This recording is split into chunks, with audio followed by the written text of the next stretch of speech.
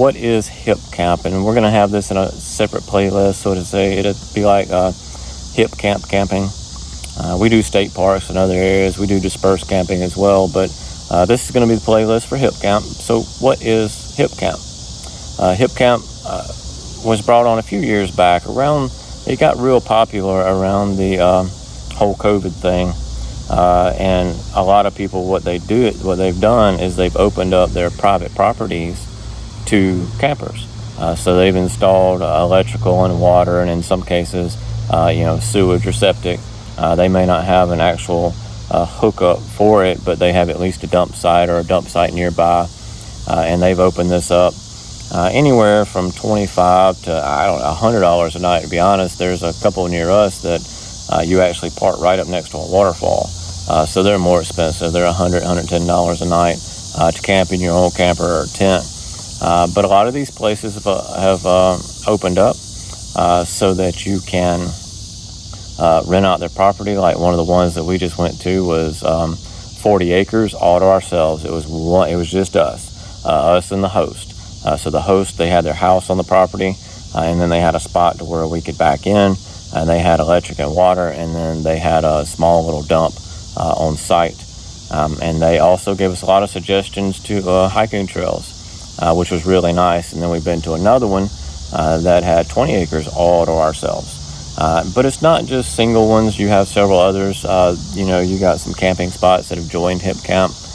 There's one that we really like. It's got 6 camping spots, but it's super cool in the summer. So it's 20 degrees cooler. Like right now, I'm actually sitting in my yard in Anderson, South Carolina, and it is hot. Real feel of probably 100 degrees right now. So several of the ones that we go to, the real feel right now wouldn't even be 80. So it's that much cooler. Plus you'd have a cool breeze. You're in the shade. So the Hipcamps are places you can join. And the nice part about it is the Hipcamp app. You can download it, and they vet these people. They actually go out and check these people. They call them. And if we have any problems, we submit it to Hipcamp and let them know that we had problems. I have not had any problems yet. We did 6 or 8 Hipcamps. We really enjoy Hipcamp. In fact, I've got several more booked and looking at several others to book. And even though some of the Hipcamps aren't as nice as some of your, like your showers and stuff in the state parks, what's nice about them is you can go really cheap to some of the attractions nearby. So if you got, say, a camper, now our camper has a shower on it. We have everything, stove, microwave, fridge, shower, all of it, toilet, everything on our little converted box truck. And it's small. You could check out the videos on that, the conversion. But what's nice is there's several spots we can go to these Hipcamps super cheap, like $30 a night.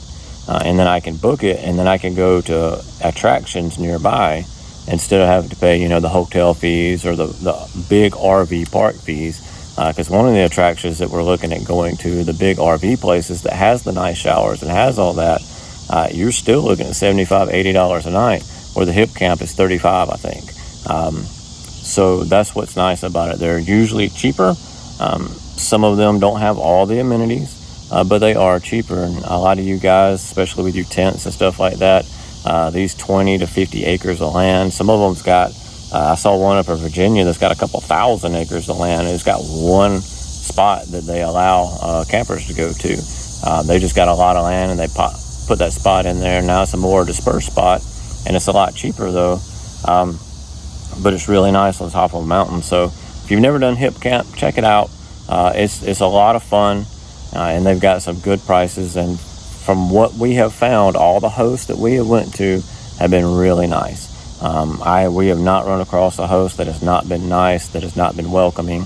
So that's what Hipcamp is. So go check out their app, get on Hipcamp, just look it up in your app store, and then download it. It's a free download, and then you get badges and stuff like that. The more you camp, it'll say like summer 2025, and we just got the summer 2025 because it just turned summer, but we got the spring and we got the winter before, and the fall and the summer, et cetera, et cetera. These little badges that they give you, and they've got merch. Everybody has merch now, so you can get your merchandise, your t-shirts and stuff for Hipcamp, or stickers to put on your campers or your truck or whatever if you do tent camping. Some of them require 4-wheel drive, but they let you know this in the instructions. There's a couple that we've looked at that's like, basically do not come if you don't have 4-wheel drive. You have to have 4-wheel drive to get up the mountain. And then some of them are super high up on top of the mountains. Some of them are right on the beach.